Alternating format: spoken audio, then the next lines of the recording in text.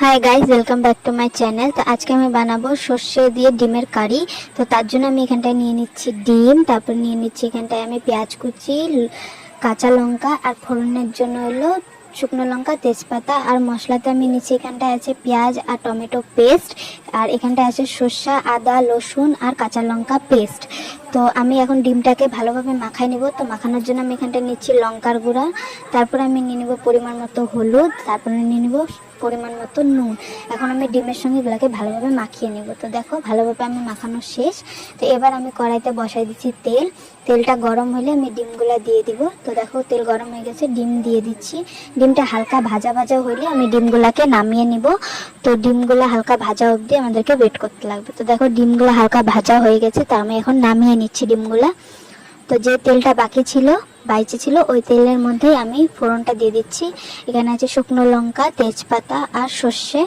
এগুলোকে হালকা মিক্স করে নিয়ে আমি বাকি মশলাগুলোও দিয়ে দিব। তো দেখো আমি হালকা করে এটাকে মিক্স করে নিচ্ছি। তারপরে আমি এখানটায় দিয়ে দিব পেঁয়াজ কুচি। পেঁয়াজ কুচি হালকা নরম হওয়া অবধি আমাদেরকে ভাজতে হবে।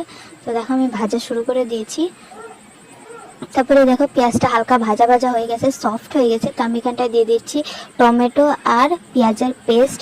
এটা আমি 2 মিনিটের মতো ভাজবো ভালোভাবে মিক্স করে নিয়ে।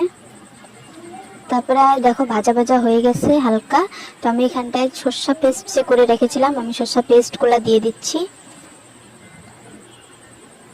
সর্ষে পেস্ট দিয়ে আমি হালকা এটাকে মিক্স করে নেব। তারপরে আমি এখানটায় দিয়ে দিচ্ছি গুঁড়া মশলা এবং লঙ্কার গুঁড়া, জিরার গুঁড়া, নুন, হলুদ দিয়ে হালকা করে এটাকে মিক্স করে নেব। যেহেতু আমি পাউডার দিছি, পাউডার মশলাগুলো দিছি, তো আমি এখানটায় হালকা 2 চামচের মতো জল দিয়ে দিব। দেখো আমি জল দিয়ে দিচ্ছি।